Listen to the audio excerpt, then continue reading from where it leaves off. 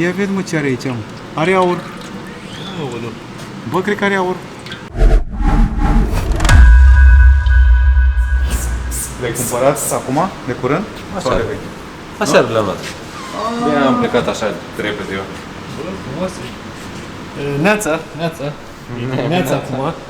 Nu e nici de cum în seară, cum ar putea să indice geamurile de afară. Una mai murdară n-am A, găsit. mă, nu le mai oricum vedeau. Deci acum nu facem și intro și outro de la clip pentru că n-am apucat de dimineață. Acum facem doar intro. Da, mă, astăzi o să vedeți un C-Class 204, cred că e, nu? Un C-Class 204. Urmează să vedeți cum schimbă vălică bascule, prea de accesorii cu role, cu întinzător, cu nu știu ce, discuri cu plăcuțe spate, cu saboți, o reparație la far, da, așa, soclu pe spate la un stop, care se găsește doar pe original, antigel, lichidă frână, ulei la cutie. Reparația de astăzi nu are o complexitate foarte mare, dar e interesant pentru că într-un Golf 5 s-au băgat 8.000 de lei, acum câteva episoade, într-o Corsa C s-au băgat vreo 4.500 de lei și trebuie să vedem cât de scump e la întreținere un Mercedes. Partea interesantă la mașină e că are 100.000 de kilometri, deci e pragul ăla, nu e nici căzută la 250.000 să zici că trebuie să-i faci și ne știe ce operațiuni. Totuși are niște uzuri. Nu e nici nou. Ambreiajul e original și încă ok. E încă ok. Nu merită schimbat uleiul de cutie, clar. E păcat să nu fie schimbat. N-a fost niciodată original. Și... bă, Mercedesul e scump de fel. Adică lumea în general, bă, n-am eu... Nu Costi? N-am eu față de Mercedes. E scump Mercedesul la piesă. Costi tocmai a venit acum și trebuie să se schimbe în haine. Nu pleacă acasă acum. Da. Și deci asta e partea interesantă, că o să vedem cât e de scump, de fapt, un Mercedes la întreținere. Ce faci cu ea? De ca și cum nu sunt multe chestii de montat la service sau de demontat, prietenii de la Brick Depot au zis să ne mai dea 2049 de piese de asamblat. Da, că poate e greșeală, poate sunt 204,9. Bă, câți ani are Costi? 19. 19? Se încadrează și Costi. La limită. Faza super tare pentru voi este că și unul dintre voi poate să câștige cadou una identică, așa că stați până la finalul clipului. Hai să băgăm mașina. Era deja acolo.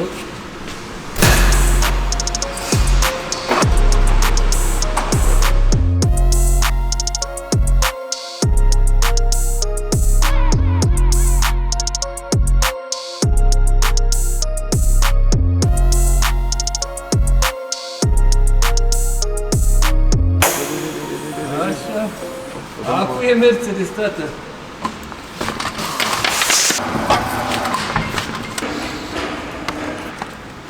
Vedem, mă, mai.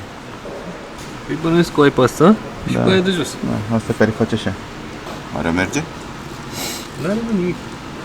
Se vede, nu? Merge, mă, dar are ce aia. De ce să schimbe rolele omul? Nu are. Nouă e, de buciște decât de nouă e. Da.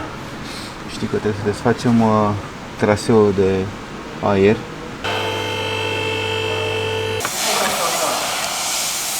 Deci vălică are mică problemă că întinzătorul are șurubul în spate. Și trebuie să cam desfac un pic. Dar ce mașină mai era în spate? Tot un întinzător de ăsta. La Volkswagen, ca să închei subiectul. Volkswagen, atât, nu altceva. Că Volkswagen are motoare pe toate platforma, adică pe EVAG. Bun. Deci, scos freon, dat jos alternatorul. Cu ce începi? Cu furtunul de la intercooler. Deci facem compresor acum. Compresorul de aceu. Acum ai funcționat? Da, pentru că fix acolo este șurubul pe spate la întinzător.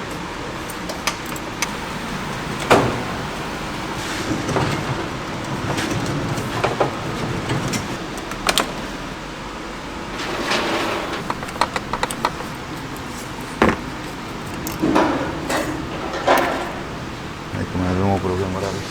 Duritatea cauciucului îmbătrânite. Da, ai văzut? Cum se face să... Uite. Da. Nu cred că pot să-l vin. Îl lași așa? Păi da.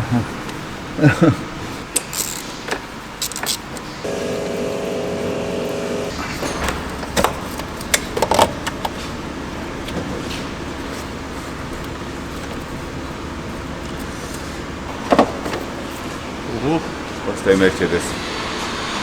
Deci pe Mercedes îți dai seama de curea. Nu se vede decât la mașini.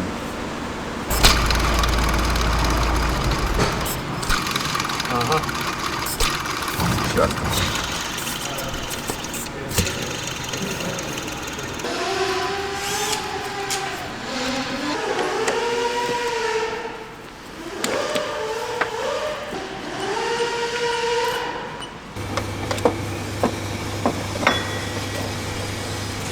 Hai să desfacem compresorul, să desfacem conductele și să desfacem condensatorul după aia. În momentul ăsta am dat jos compresorul și forma de U a motorului nu permite, ajung doar cu mâna la el aici, în spate. Și ar fi o variantă să încercăm acum pe jos să nu mai demontăm conductele cu cardanul, că l-am separat.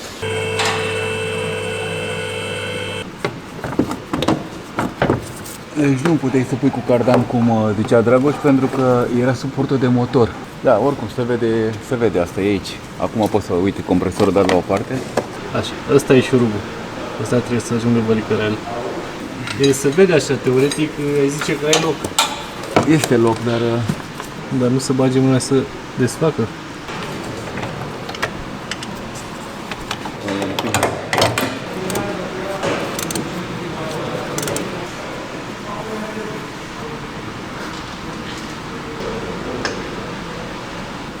Am pus să scot pe aici sau nici măcar nu pot să scot?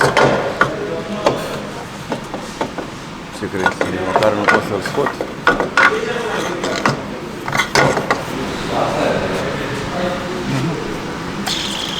Aoleu, nu e nevoie să o direct.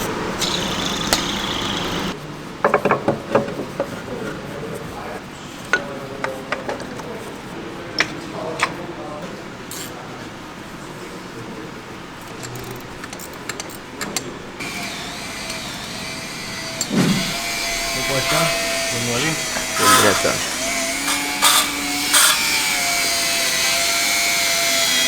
În poziția asta, cu fața să nu știi pictor. Ce sunt? Pictor! Ce se întâmplă la aceste motoriști în 6 zile? 6 în linii? Sau ce ai zis? Nu 6 zile.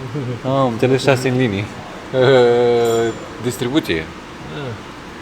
M-am distribuția, cu tot cu curea la pompă. Ceva frumos.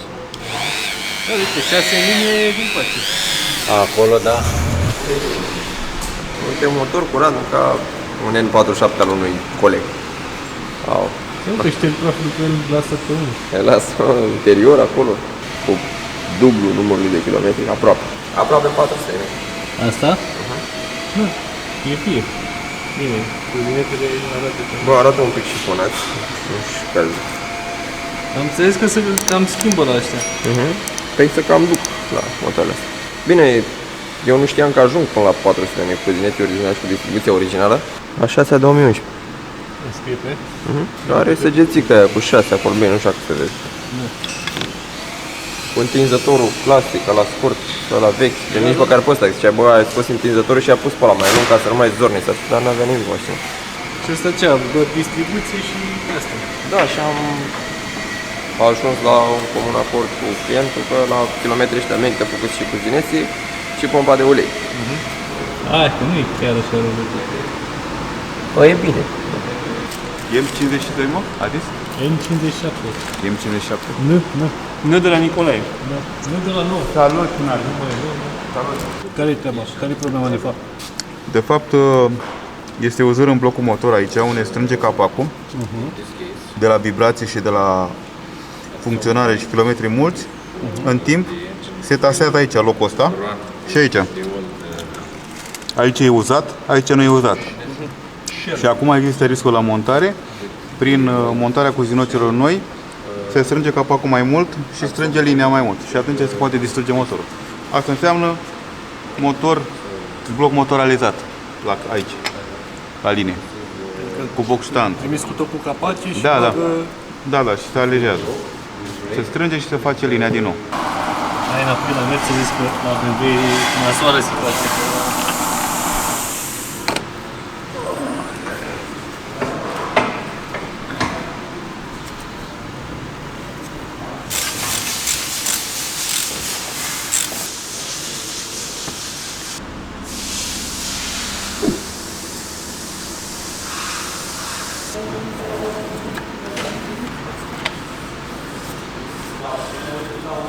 Degresăm, da?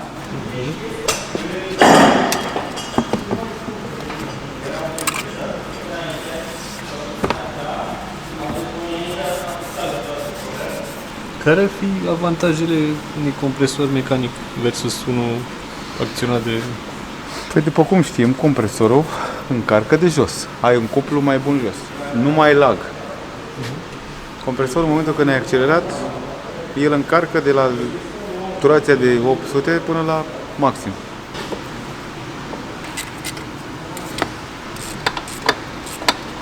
De ce nu s-ar pune și pe diesel? Și acum, Vălica e cu părerea lui, eu cu părerea lui. Și să scrie și voi în comentarii de ce credeți că nu s-ar folosi compresorul mecanic pe motorul diesel.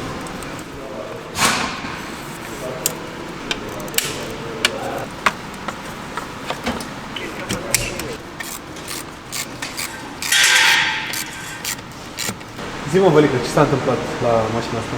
Mașina a venit pentru distribuție, are 380 și ceva de mii, am desfăcut și am zis să verificăm partea cu cuzineții, pentru că are un număr de kilometri și am zis totuși Cam de la 200.000 încolo e bine...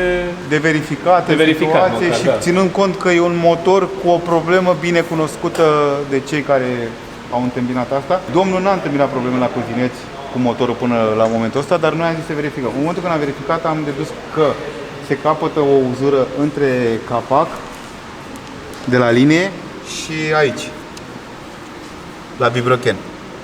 Da? Se creează niște vibrații. Și atunci cota de aici, cu cota care vine capacul, se micșorează. Se tasează. Da. Și atunci există riscul ca în momentul când pui cuzineți noi standard înapoi, să zici că ai făcut o treabă bună, să strângă mai tare, pentru că aici s-a căpătat o uzură. Și în momentul ăsta ar fi așa.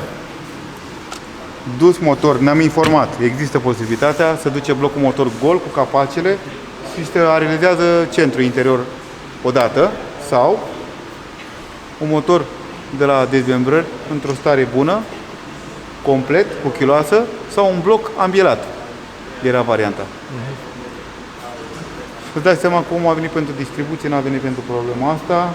Noi am recomandat oricare variantă de reparat care se poate, omul nu poate să-l facă și a zis îl montăm înapoi cu cuzineții ăștia, pe riscul meu, pe semnătura mea, cu filmare, cu tot ce trebuie care să mi-o asum, și va merge cu o distribuție nouă, cu o pompă de ulei nouă și cam atât. Cuzineții vom pune înapoi pe cei care îi are pe motor, pentru că există riscul ca aia, noi fiind mai groși, un pic, să distrugă motorul. Un capac de linie, în mod normal, Rareș poate să arată fix cum se vede aici. Aici pe margine, colțul ăsta și colțul ăsta deja a creat vibrații și s-a distrus partea plană. Aici să zicem că relativ era bine, dar aici nu mai este bine. Da? Aici e plana, e partea bună a lui și aici e partea care deja un sfert, 3 sferturi din el e distrus. Aici e uzat și aici. Și atunci este un motor compromis.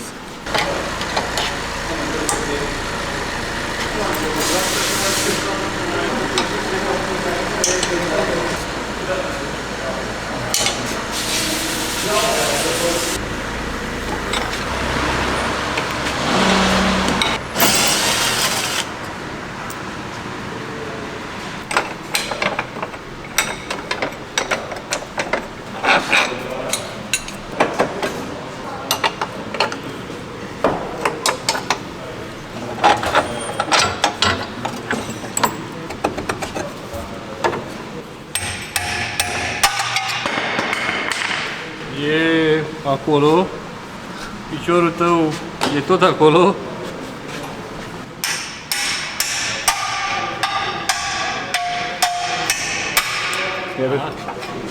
Altceva. Asta.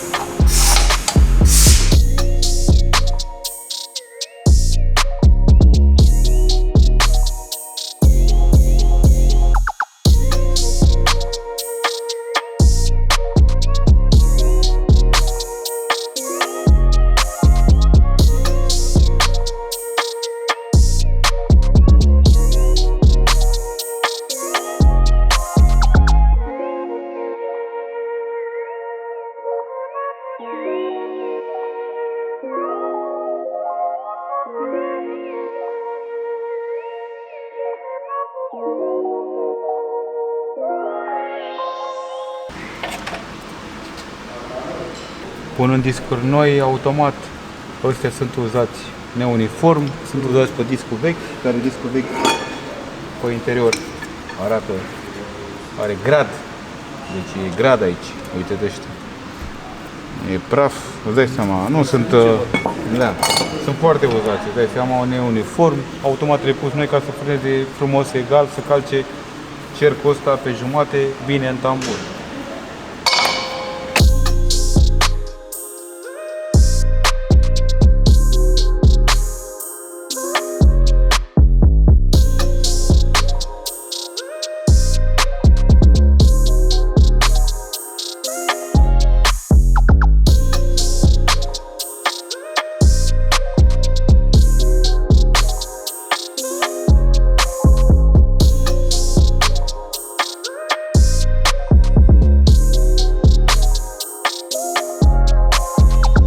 Se strânge până blochează, ca să forțeze un pic să jașeze, după care se slăbește.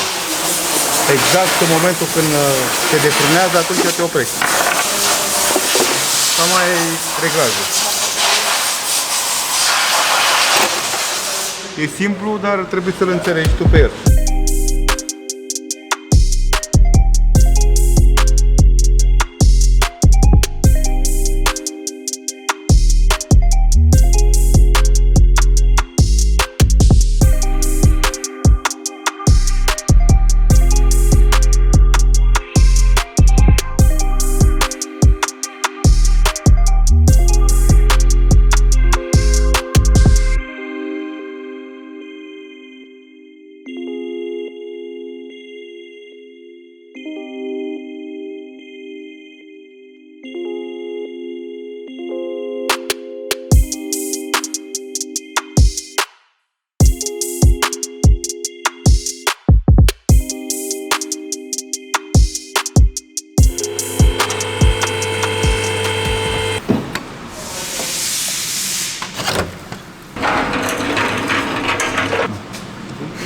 Nu are o ulei la critică. Ce ulei are? Ia vezi mă ce are aici. Are aur. Aoleu. Bă, cred că are aur. Are magneză, da? Ia uite mă, are aur. Ia uite ce e și apelitură. Dar de ce să schimbăm ulei în cutie? Că nu trebuie. E long life. Aleluia. Long life. Ia uite ce e și apelitură. Băi, credeam că e ca mai lumea. tot făcut, mă, da, da. Bă, avea multă filtră.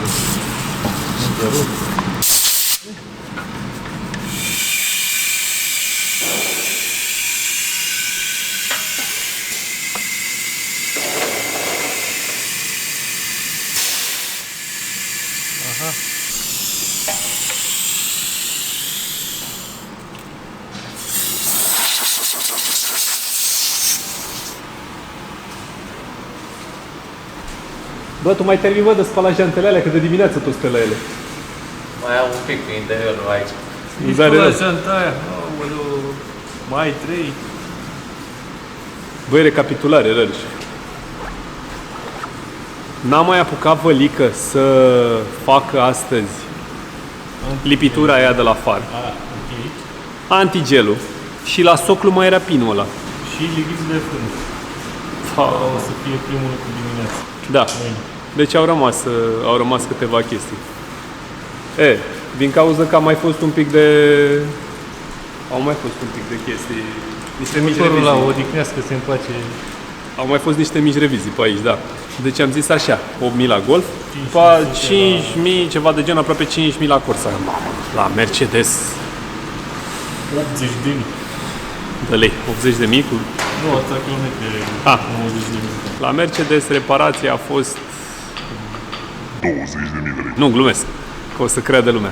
Reparația la Mercedes, deci tot ce ați văzut aici, plus ce n-a apucat să facă Vălică, stai mă așa un pic că mă dor ochii, a fost în jur de 4.000 de lei. Păi nu era scump Mercedes-ul. Depinde, știi, cred că multă lume se gândește și la piesele originale. Îți dau un exemplu. Kit de distribuție pe curea de Dacia e 200 de lei, un kit de distribuție original de grupul Volkswagen, spre exemplu, dar e și mai complex, dai tot pe curea, e 800-1000 de lei. Deci, da, normal că pe original sunt niște diferențe majore. Dar uite că la ce s-a făcut la mașină și nu poți zici că s-au făcut 3 lulele, că s-au făcut niște chestii. Bine, nu e o reparație masivă, dar nu e decent. 4.000 de lei până la urmă. Brațele știu că scumpe. Nu, da. Aia e. Da, nu știu, nouă ni s-a părut super decentă reparația. Acum, treaba e în felul următor. Produsele Lego le puteți găsi. Noi suntem obsedați de astea cu mașini și cred că am un feeling că vor mai urma câteva. Le găsiți pe brickdepot.ro. Lași tu aici informația asta.